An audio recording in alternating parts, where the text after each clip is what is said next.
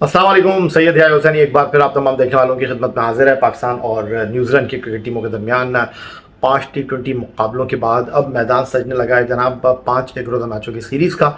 इसके इब्तदाई 2 मैच पिंडी cricket stadium Rawalpindi में मुनक्किद होंगे और 3 मैचों की मेज़बानी नेशनल स्टेडियम कराची को करनी है। और पहला वनडे इंटरनेशनल मुनक्किद होगा पिंडी क्रिकेट स्टेडियम रावलपिंडी में कल, जिसके लिए दोनों टीमें जो हैं वो प्रैक्टिस कर रही हैं।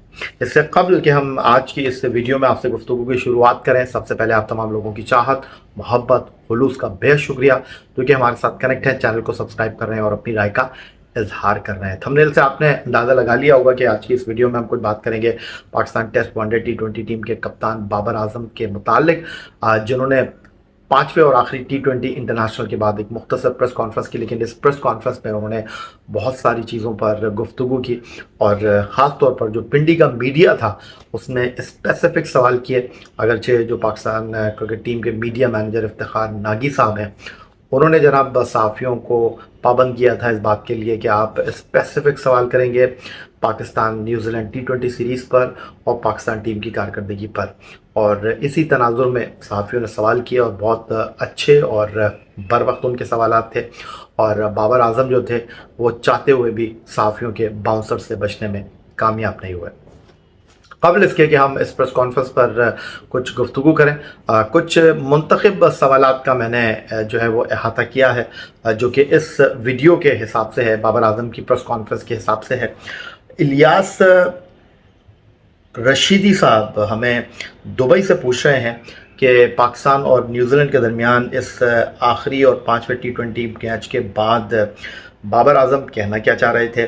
बाबर आजम ने पहले कहा कि 190 रन इस पिच के ऊपर अच्छे होंगे जब लैथम टॉस जीते थे, और प्रेस कॉन्फ्रेंस में वो आकर कह रहे थे कि जनाब 20 रन शॉर्ट हैं।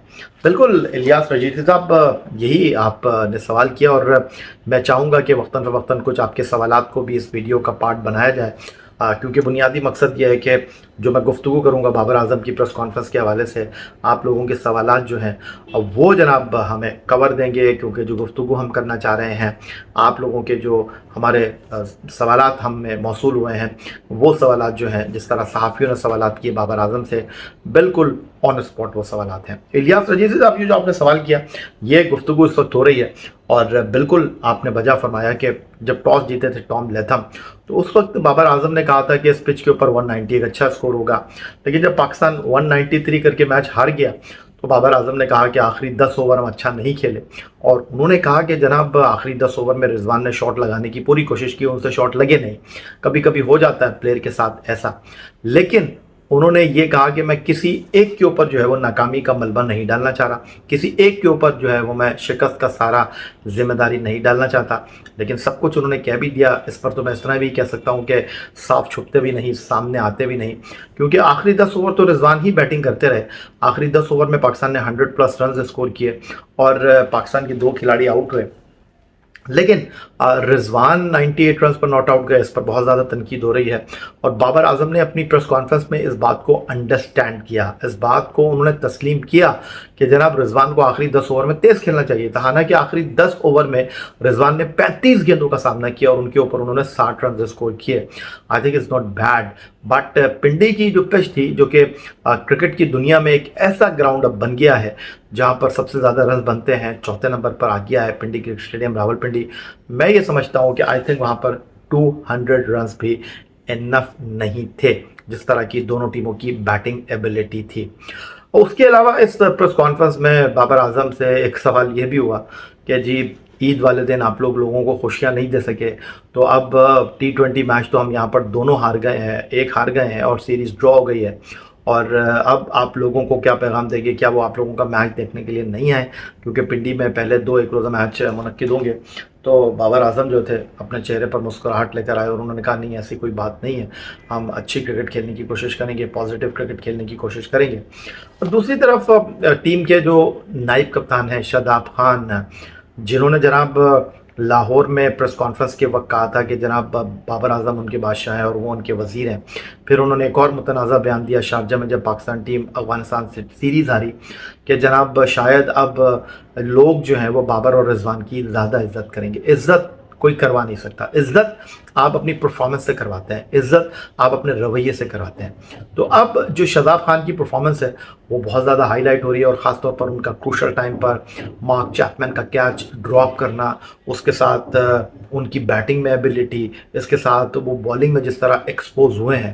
تو اب سوال یہ ہوا کہ جناب وہ ٹیم کے اوپر کیا بوجھ بنتے جا رہے ہیں؟ اس کا بھی جواب بابر اعظم نے دیا، اور بابر اعظم نے کہا کہ نہیں جی، شاداب خان نے ماضی میں کچھ اچھی کارکردگی کا مظاہرہ کیا ہے، لیکن اب سوال یہ ہے کہ آپ اگر ماضی کی کارکردگی پر ٹیم میں کھلاڑیوں کو کیری کرتے رہیں گے تو بات آگے بنے گی نہیں۔ یہ ورلڈ کپ کا سال ہے، اور ایک بار پھر بابر اعظم کی کپتانی، رضوان کے ٹیم سلیکشن کے اوپر ٹیم کے نائب کپتان بابر اعظم جو ان کے شاداب خان ہیں، ان کے ٹیم میں شمولیت کے حوالے سے، ان کی پرفارمنس کے حوالے سے اب بہت زیادہ سوالات اٹھنے لگے ہیں۔ تو اب کیسے آپ بہت ساری چیزوں کو ڈسکرائب کریں گے؟ اور واضح طور پر اب یہ لگ رہا ہے کہ جناب کوشن دیا جا رہا ہے شاداب خان کو بچانے کی کوشش کی جا رہی ہے، ان کے لیے جو ہے ایک ایسا ماحول پلان کیا جا رہا ہے جہاں پر وہ آئیں اور پرفارم کریں۔ پھر اس کے بعد آپ نے عماد وسیم کو جناب ون ڈے ٹیم میں نہیں شامل کیا، افتخار کو ون ڈے ٹیم میں شامل نہیں کیا، اور حارث جو کہ اب تک اپنی صلاحیت کو پریزنٹ نہیں کر پائے ہیں، کب تک ہم ان کو کھلاتے رہیں گے؟ اور ان کو T20 بھی ہم نے کھلا دیا، ون ڈے میچ بھی ہم نے ان کو کھلا دیا، ان کو جناب آپ نے اب ٹیم ون ڈے کا پارٹ بنا لیا ہے۔ جس وقت ون ڈے اور T20 اسکواڈ اناؤنس ہوا تھا اس وقت بھی یہی سوال اٹھا تھا کہ T20 میں 2 وکٹ کیپر ہیں، ون ڈے میں 1 وکٹ کیپر ہے۔ تو یہ وجہ پیش کی گئی کہ کیونکہ سیریز پاکستان میں ہو رہی ہے، تو اگر خدا نہ خواستہ کوئی پرابلم ہوگا تو حارث جو ہے وہ ٹیم کو جوائن کر سکتے ہیں۔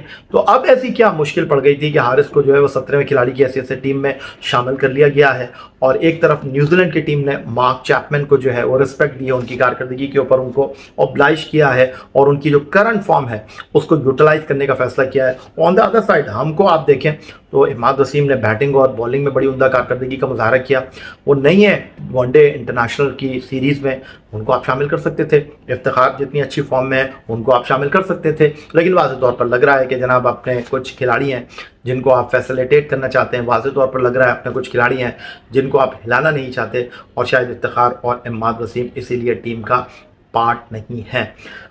بانو قدسیہ ہمیں کراچی سے پوچھ رہی ہیں کہ بابر اعظم کے اوپر اتنی تنقید کیوں ہو رہی ہے؟ پاکستان ٹیم پہلی بار تو ہاری نہیں ہے، لیکن ایسا لگتا ہے کہ ہر چیز کا ذمہ دار بابر اعظم ہے۔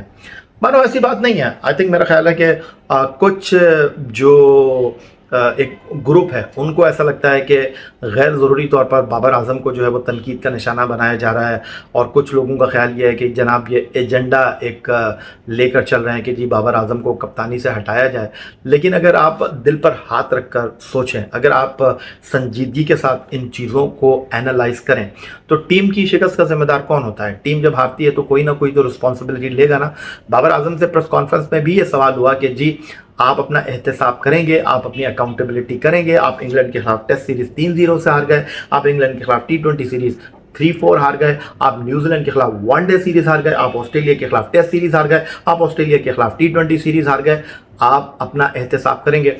تو بابر اعظم نے انتہائی معصومیت کے ساتھ پریس کانفرنس میں صحافیوں کے سوالات کے جوابات دیتے ہوئے کہا کہ جی میں ہر میچ کے بعد اپنا احتساب کرتا ہوں، ہر میچ کے بعد میں اس میچ کی ویڈیو دیکھتا ہوں کہ میں کہاں غلطی کر رہا تھا، اور اس کے بعد سیکھنے کی کوشش کرتا ہوں۔ بھائی آپ کب تک سیکھتے رہیں گے؟ کب تک آپ سیکھنے کے مرحلے سے گزریں گے؟ اور کب تک پاکستان کرکٹ اس سیکھنے کے مرحلے کی قیمت ادا کرتی رہے گی؟ بابر اعظم ایک میچور بیٹسمین ہے، عالمی سطح پر بابر اعظم نے اپنے آپ کو بہترین ثابت کیا ہے، اس میں کوئی شک و شبے کی گنجائش نہیں ہے۔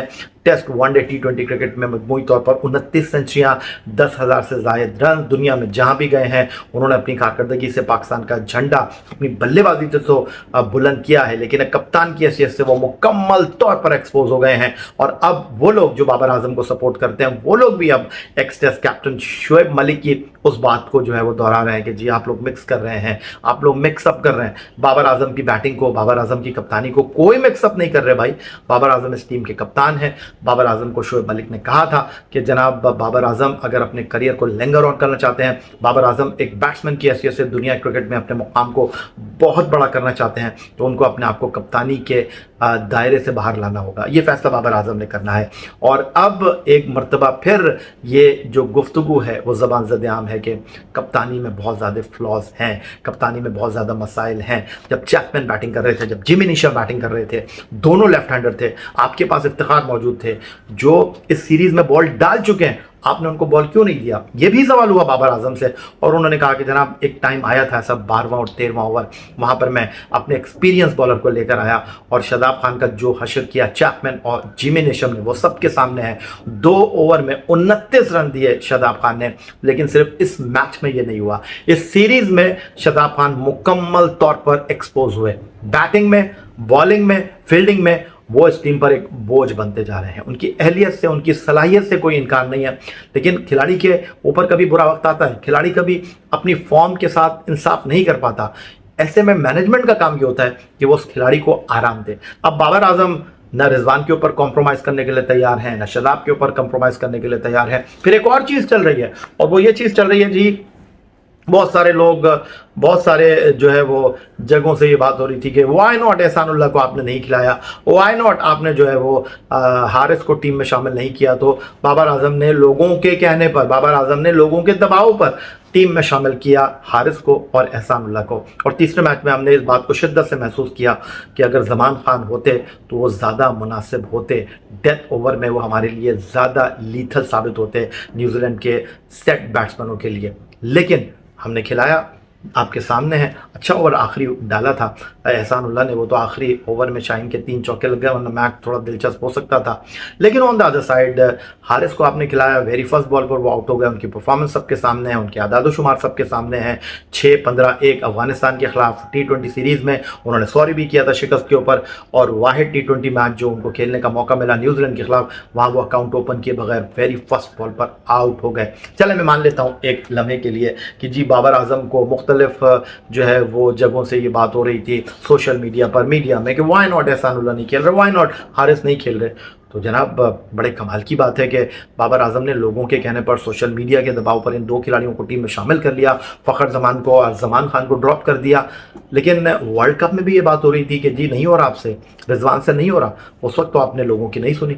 आपसे सवाल हुआ प्रेस कॉन्फ्रेंस में जब पाकिस्तान की T20 वनडे टीम का अनाउंसमेंट हुआ था न्यूजीलैंड सीरीज़ से पहले कि भाई हारिस भी टीम में है, साइम भी टीम में है, फ़खर भी टीम में है, तो क्या आप इस बारे में कुछ सोच रहे हैं? उन्होंने कहा कुछ नहीं सोच रहे, रिजवान और मैं ही इनिंग का आगाज़ करूंगा। मसाइल हैं, लेकिन जो सबसे बड़ा मसला है वो ये है कि हम हार गए हैं। हम एक ऐसी टीम से हार गए हैं जिसके पास खिलाड़ी पूरे नहीं थे, जिसके पास 1-2 ऐसे क्रिकेटर थे जो जिनके ऊपर वो टीम बैंक कर रही थी।